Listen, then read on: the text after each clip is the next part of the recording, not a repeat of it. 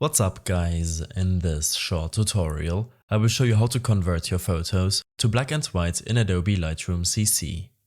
This should be quite an easy tutorial, everything you need will be listed in the description below. After importing photos into Lightroom, you will see them in the photo grid. Double-click a photo to open it. Click on this icon to open up your Edit menu, and here, under Color, you can manually reduce the saturation to 0. This will leave you with a suboptimal black and white effect.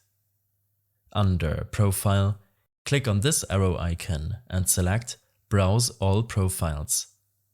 Here, expand Black and White and look through the effects to find one that suits you most. Use the shortcut Ctrl and Z to revert your changes back. You can also click on this icon to toggle the original view. I hope this helped you out. Leave a comment if you have any questions and see you in the next one.